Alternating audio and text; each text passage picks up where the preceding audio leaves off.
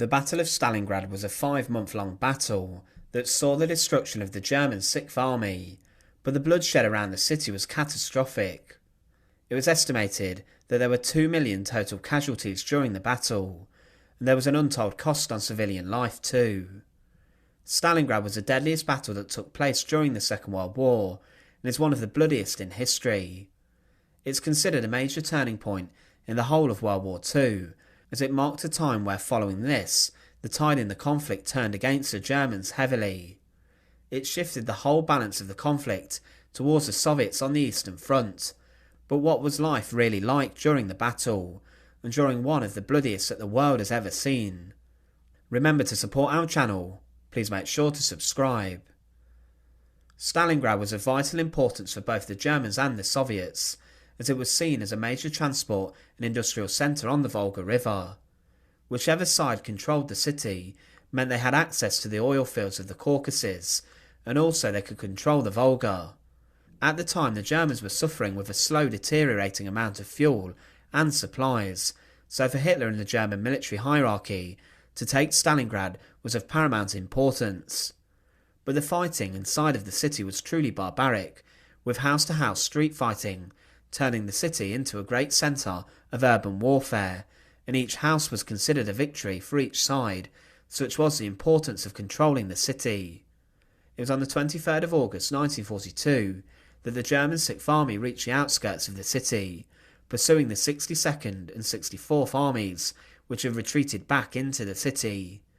It was said by the Germans that the capture of Stalingrad was subsidiary to the main aim. It was only of importance as a convenient place in the bottleneck between the Don and the Volga, where we could block an attack on our flank by Russian forces coming from the east. At the start, Stalingrad was no more than a name on a map to us.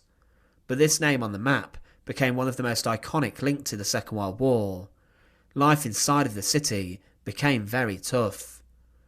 From a Soviet perspective, just weeks before, in response to the German advances towards the city, Stalin issued a no-step-back order or decree. This meant that any Soviet soldier was banned from retreating in any manner, and if they did they would be shot and executed. General Vasily Choykov, for example, described how he shot a number of commanders as their soldiers watched in formation for retreating without being granted permission. He stated, "When I got to the army headquarters, I was in a vile mood. 3 of my deputies had fled, but the main thing was we had no dependable combat units, and we needed to hold out for 3 or 4 days. We immediately began to take the harshest possible actions against cowardice. On the 14th, I shot the commander and commissar of 1 regiment, and a short while later, I shot 2 brigade commanders and their commissars. This caught everyone off guard.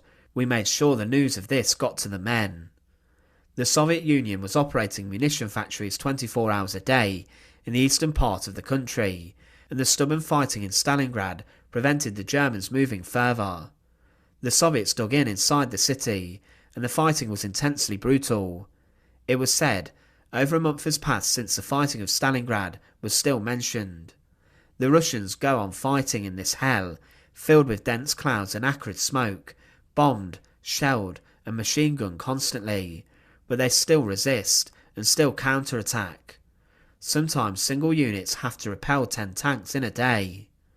The nurses, after picking up the wounded, take them across the Volga River in rowing boats, for there is no building in Stalingrad large enough or safe enough to be used as a hospital. The wreckage of boats and ships with dead soldiers and civilians is floating down the river. It was said on the 26th of September, "Our regiment is heavily involved in constant heavy fighting. You don't see them at all. They have established themselves in houses and cellars and are firing on all sides, including from our rear." With regards to the Soviet fighting tactics, they are barbarians. They use gangster methods. The Russians have stopped surrendering at all. If we take any prisoners, it's because they are hopelessly wounded and can't move themselves. Stalingrad is hell. Those who are merely wounded are lucky. They will doubtless be at home and celebrate the victory with their families.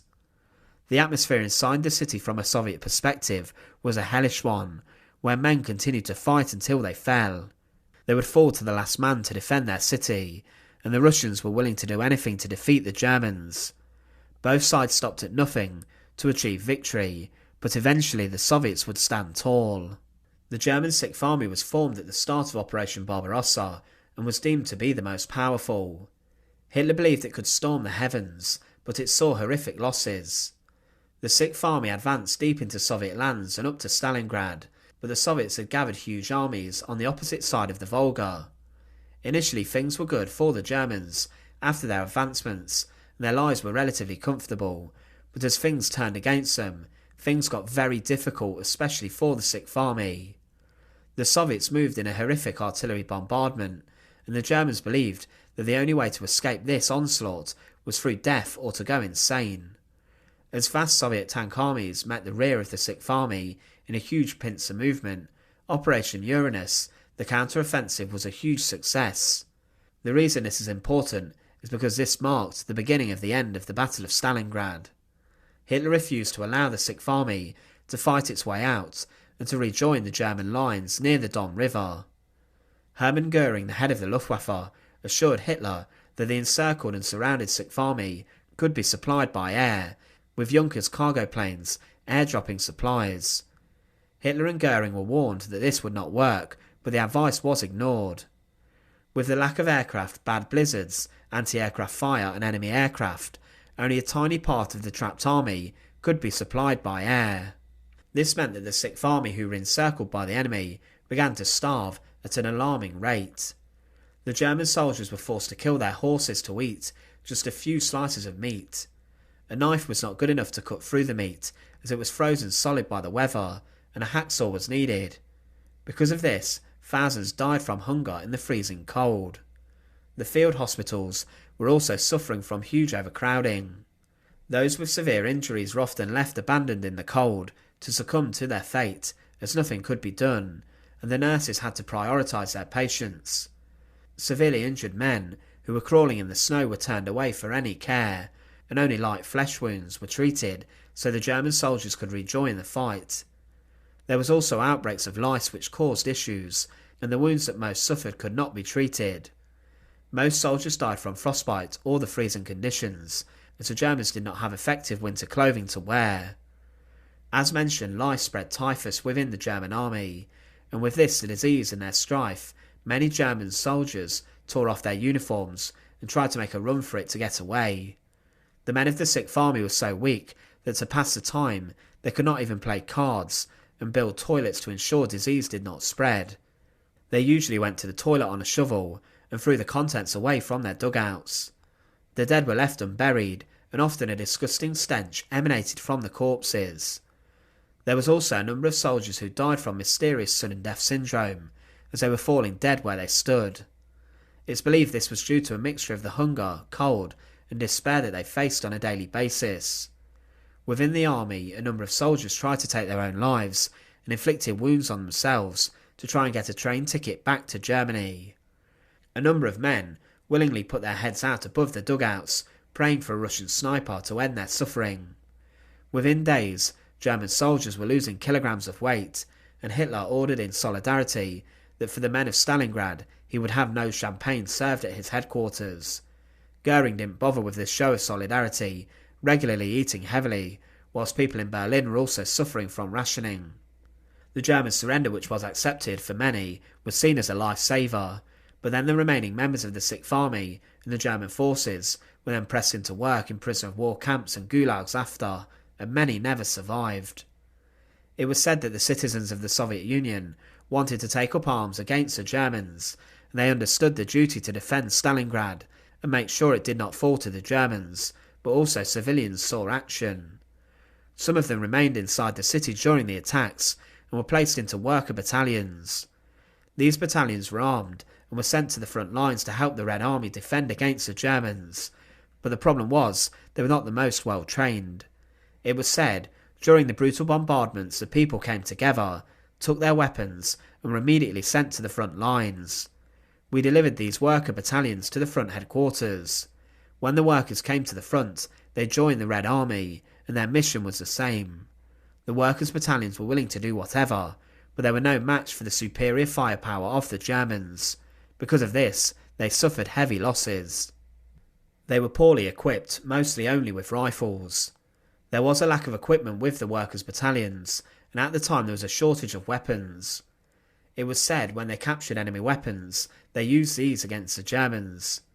For most of the civilians who remained inside of the city, every day was considered that this could have been their last. They would wake up to the sound of air raids with the Luftwaffe bombing the city heavily, and they remained unchallenged in the air, free to bomb any targets that they wished, and many civilian targets were hit, resulting in huge casualties. Around 40,000 civilians, it's estimated, died in the city during the German bombing campaigns. But as the Germans advanced towards the city and took different parts of it, the disruption for the civilians was hugely great. One woman, a mother of 6, was forced out of her house, and then her family were forced to wait out artillery fire in a ditch. During this one attack, her husband and little girl were killed, and the family were trapped. This was common, as the civilians were forced out of their homes at gunpoint. There was a huge problem within the city, with a struggle for food and also basic necessities. Food and water became a big problem. The Germans, when they were surrounded, ate the horse meat, and the civilians were left with legs, the head and the offal, with no regards for the civilian population. Around 40,000 people from the city were taken back to Germany as slave workers, and many fled during the battle, with only a very small few being evacuated. They did whatever they could to survive. There were reports of cannibalism from the city, and stories of civilian warriors fighting German units themselves with their bare hands to try and help. But many people starved to death as they were struggling for something to eat, and in the harsh winter things got very tough. Another issue was sanitation, as much of the fighting and bombing had caused damage to the infrastructure in the city. Because of this, dysentery and illness was common, and in the winter even going to the toilet was dangerous. But one grace in the winter was that water came in the form of snowfall and falling snow, which allowed many to have a constant water supply. Obviously, as the city was constantly under attack, large amounts of infrastructure of the city, such as schools, hospitals and civic buildings, were destroyed, leaving a complete wreck of a city for those fortunate enough to see out the battle. For civilians living in the city, it was truly hell on earth. Those who lived on the German side were eventually transported to German work camps and concentration camps. Their property and the city's banks and buildings were all looted, and there were significant and widespread executions that occurred within the city. It was noted that on a daily basis, soldiers from each side would walk past the corpses of civilians that had been strung up from trees and posts. The people were surviving on whatever they could, and their homes became nooks and crannies. Soviet soldiers did share their rations when they could, but even these were measly and were insufficient for anyone. As mentioned, most of the civilian population were evacuated or had left. The population in 1939 was around 445,000, but by the end of the battle, there were only 32,000 who remained in the city, mostly in the southern part. 50,000 people did return following the battle in the first month, but the city they came back to was ruined. Their homes had literally become a battlefield. The Battle of Stalingrad saw the most brutal and bloody fighting of the whole of the Second World War. The average life expectancy for a Soviet soldier at Stalingrad was 24 hours, so within a day of reaching the front lines against the Germans, they would have been dead. But the story at Stalingrad, which is remembered today, is the capitulation of the German Sixth Army, and the fact the majority of the men froze in the harsh Russian conditions. For civilians, they had a great feeling of survival at any cost, and also anguish at seeing their own city being levelled to the ground. It's remembered today as a turning point of the Second World War, and for the huge cost that was inflicted on those who lived in the city, and by both armies, who fought so intently for the control of Stalingrad. Thanks for watching. To support our channel, please make sure to subscribe, and once again, thank you so much for watching.